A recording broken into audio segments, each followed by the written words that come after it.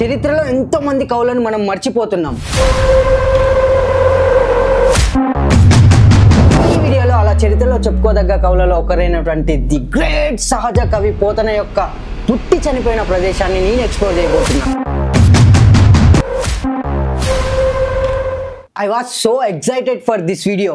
ఎందుకంటే చిన్నప్పటి నుంచి నేను ఒక పద్యం ఉంటుంది మనం చిన్నప్పుడు చదువుకునే టైంలో,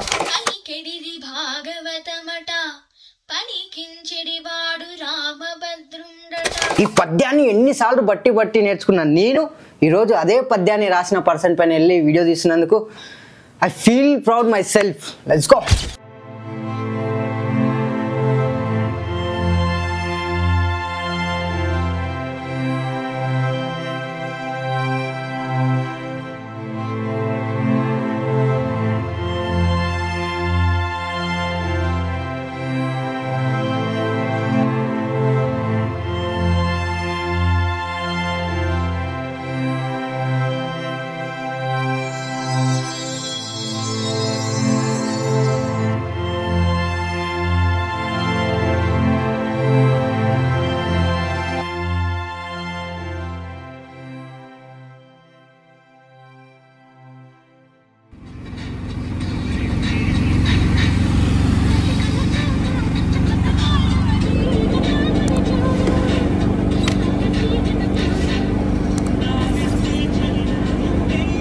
థ్యాంక్ యూ అన్నా. బాయ్ అన్నా. Namaste everyone, good morning, welcome to Jangaon district. ఇప్పుడు మనం జనగాంలో ఎక్కడ వెళ్తున్నామంటే పైన హైవే ఎక్కాలి, హైవేకి వెళ్ళి చెప్తా. సో ఇక్కడ మనం చూసుకుంటే బైపాస్లో ఉన్నాం. లెఫ్ట్కి వెళ్తే జనగాం డిస్ట్రిక్ట్లోకి వెళ్తాం, బట్ మనం రైట్ సైడ్కి వెళ్ళాలి. ఎందుకంటే పోతన జన్మించిన స్థలానికి వెళ్తున్నాం. ఇప్పుడు అవతల సైడ్కి వెళ్ళాలి మనం. అతను జన్మించిన స్థలం వచ్చేసి ఈ యొక్క జనగాం డిస్టిక్ లోనే ఉంది. సో గాడికి పోయిన తర్వాత మీకు హిస్టరీ మొత్తం చెప్తా. బట్ వీడియోలోకి వెళ్ళే కంటే ముందు please please please please video చూసినా కానీ సబ్స్క్రైబ్ చేసుకోండి అన్న.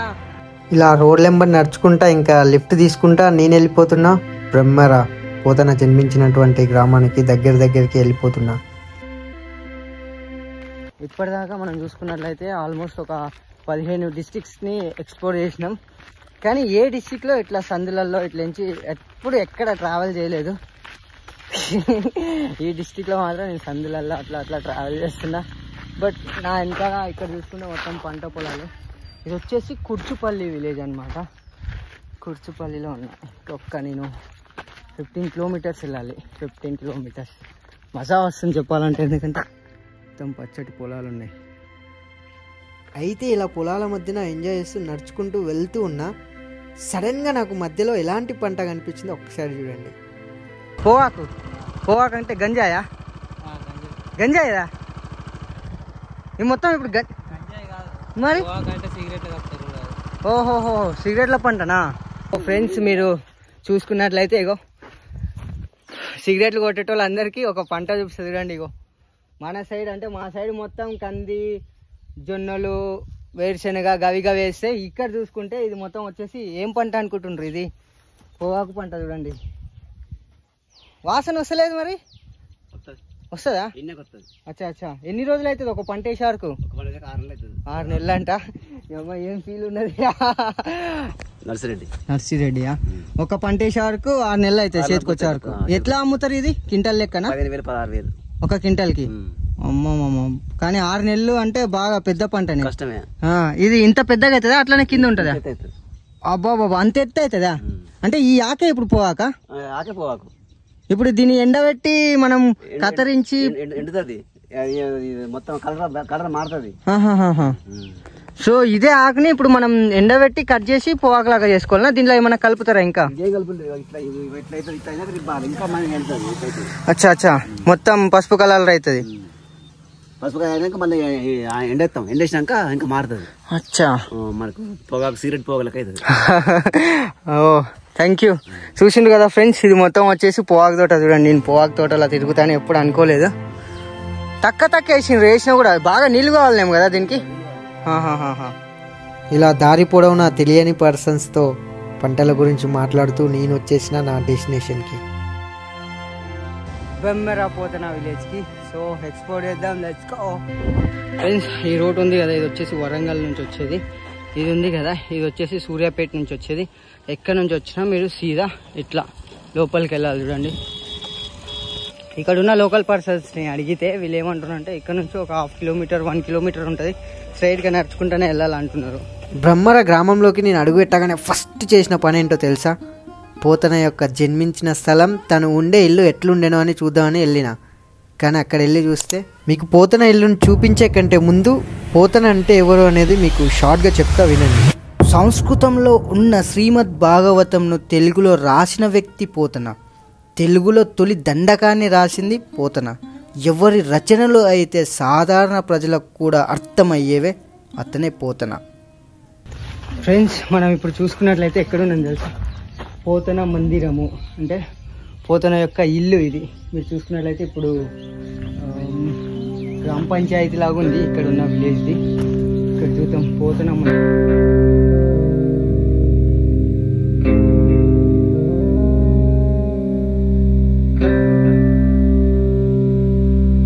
ఇక్కడ మీరు ఈ రాళ్ళు ఉన్నాయి కదా, ఇవన్నీ చూసి ఏమనుకున్నా అప్పటి పోతన యొక్క ఇల్లు ఇది. కానీ ఇప్పుడు చూడండి స్థితిలావస్థలో ఉంది. సాడ్ మూమెంట్ నా లైఫ్లో ఇది. సరే ఇప్పుడు అది పడిపోయింది ఓకే, కాకపోతే ఇప్పుడున్న గవర్నమెంట్ అన్న ఈ జనాలన్నా లేపి కొంచెం ఇప్పుడు ఇక్కడ పిల్లలలాగా ఇవి పడిపోయినాయి కదా రాళ్ళు, ఇవన్నీ ఇలా పెడితే ఎంత బాగుంటుంది కదా, బట్ ఇలా పెట్టారు. ఇంకా ఎందుకు మనకు అంటారు.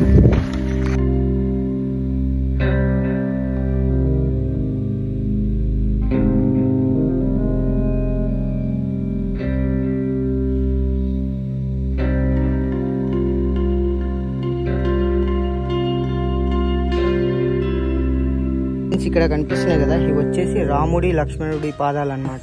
రాసే టైంలో ఫస్ట్ వచ్చేసి మొక్కేవాడు అనమాట. ఆ పాదాలకు మొక్కిన తర్వాతనే ఏమన్నా రచనలు రాసేవాడంట. అది చరిత్ర చెప్తుంది. బట్ ఇవన్నీ ఇప్పుడు స్థితిలావస్థలో ఉన్నాయి. ఈడ చూసుకున్నట్లయితే పోతన మందిరం అని ఉంది కదా, ఇల్లు దగ్గరనే ఏం చేసిండంటే మొత్తం ఒక హాలు లాగా పెట్టి ఈ పోతనకు సంబంధించిన వస్తువులు, పటాలు అవన్నీ లోపల పెట్టిండ్రు.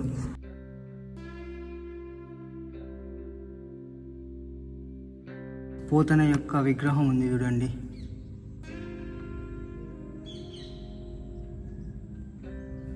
పోతన యొక్క ఇల్లు చూసిన తర్వాత ఇప్పుడు నేను వెళ్తున్నా పోతన యొక్క సమాధి చూడడానికి. పోతన యొక్క సమాధి వచ్చేసి తన ఇంటి నుంచి కొంచెం దూరంలో ఉంటుంది, వారి పొలం దగ్గర. అగ్గో ఆడ మూల కనిపిస్తుందా మీకు? నేను అక్కడ నుంచి ఇక్కడ దాకా వచ్చిన. ఇట్లా స్ట్రైట్గా మీరు ముందుకు వస్తే ఇక్కడ ఒక శివాలయం ఉంటుంది, ఇక్కడే సమాధి ఉంటుంది అనమాట. ఫస్ట్ శివాలయాన్ని ఎక్స్ప్లోర్ చేసి ఇక్కడ నుంచి సమాధి దగ్గరికి వెళ్దాం. పాత దేవాలయం ఉంది, మరి సమాధి ఎక్కడున్నబ్బా? బోర్డు లేదు, ఏం లేదు.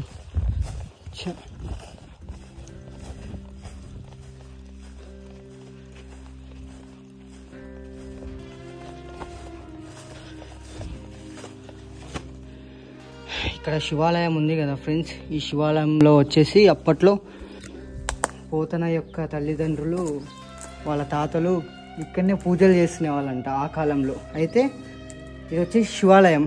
పోతన వచ్చేసి రామభక్తుడు అనమాట. ఎందుకు అంటే ఒకరోజు గోదావరి నది ఒడ్డున పోతన ధ్యానం చేస్తుంటే ధ్యానంలోకి రాముడు వచ్చేసి నువ్వు సంస్కృతంలో ఉన్న భాగవతాన్ని తెలుగులోకి అనువాదించి అంటే ట్రాన్స్లేట్ చేసి రాయు అని కళలో చెప్పిండనమాట. అంటే అక్కడ ధ్యానంలో. సో అప్పటి నుంచి ఇంకా పోతన వచ్చేసి రాముడి భక్తుడు అయిపోయిందనమాట. ఫ్రెండ్స్ ఇది చూసుకున్నట్లయితే మొత్తం ఖాళీ స్థలం. ఖాళీ స్థలంలో ఇక్కడ లైబ్రరీ స్కూల్లో సంథింగ్ ఏదో కడుతున్నట్లున్నారు. మనం ఈ గ్రౌండ్లోకి ఎంట్రీ కాగానే లెఫ్ట్ సైడ్లో మనం చూసుకుంటే పురాతనమైన శివాలయం ఉంటుంది. దీని నుంచి మళ్ళీ కొంచెం స్ట్రైట్గా మనం ఇట్లా వచ్చి అక్కడ మీకు వెహికల్స్ కనిపిస్తున్నాయి కదా, దాని పక్కన సమాధి ఉందన్నమాట. అది ఎవరిదో చూద్దాం ఒకసారి. నాకు తెలిసి పోతనదే అని అనుకుంటా, ఎందుకంటే అది మంచిగా సాంప్రదాయకంగా కట్టిండ్రు. ఈ ప్లేస్కి వచ్చిన తర్వాత కొంచెం నాకెందుకో పీస్ అనిపిస్తుంది, ప్రశాంతంగా. ఎందుకంటే పొలాల మధ్యన ఈ సమాధి ఉంది.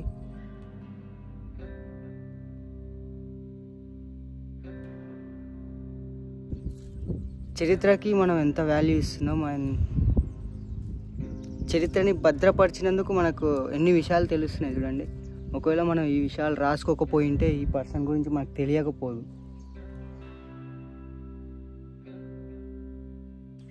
ఫ్రెండ్స్, అక్కడ కనిపిస్తుంది కదా, అది వచ్చేసి సమాధి. దానికి స్ట్రైట్గా మనం ఒక 50 మీటర్స్ దూరంలో ఇట్లా వచ్చినాం అనుకోండి, ఇది వచ్చేసి బావి చూడండి. ఆ కాలంలో పోతన మళ్ళీ తన తండ్రి వచ్చేసి దీనిపైన కూకొని మూట కొట్టేవాళ్ళు అనమాట.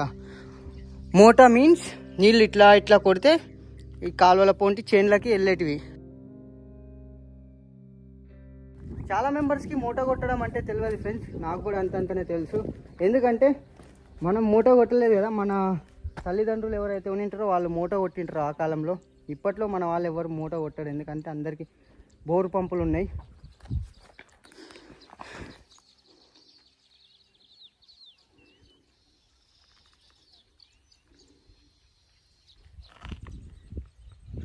మంచిగా అనిపిస్తుంది ఫ్రెండ్స్. నాకేందంటే నచ్చుతాయి ఇట్లాంటి ప్లేసులు కానీ ఇట్లాంటి మనుషులన్నా. కొందరికి ఏంటంటే మంచి ప్లేస్లు మంచి లొకేషన్స్ అవి, బట్ నాకేందంటే కొంచెం పుట్టిన గడ్డ కోసం ఏమన్నా చేసిన వాళ్ళ సమాధులన్నా గుడులన్నా ఏవైనా సరే నాకు కొంచెం ఇష్టం ఉంటుంది, నచ్చింది. ఇక్కడ వచ్చిన తర్వాత ఫెసిలిటీస్ అంతా ఏం లేవు ఫ్రెండ్స్. ఇక్కడ వస్తే మీరు బాగా ప్రాబ్లమ్స్ని ఫేస్ చేస్తారు. హోటల్స్ ఉండవు, సరిగ్గా ఏముండవు, బస్ ట్రాన్స్పోర్ట్ ఉండదు, ఏముండదు. ఓన్ వెహికల్ అయితేనే బెస్ట్, లేకుంటే ఇబ్బంది అవుతుంది. నాలాగైతే ఘోరంగా ఇబ్బంది అవుతుంది ఫ్రెండ్స్. మంచిగా అనిపిస్తుంది, చల్లటి గాలి వస్తుంది. నా ముందు మొత్తం పచ్చటి పొలాలు ఉన్నాయి, పంట పొలాలు, హైలైట్ ఉంది. చలో ఇక్కడ నుంచి ఇంకా వెళ్ళిపోదాం మనం. నెక్స్ట్ వెళ్తున్నా సూర్యాపేట్ డిస్టిక్కి.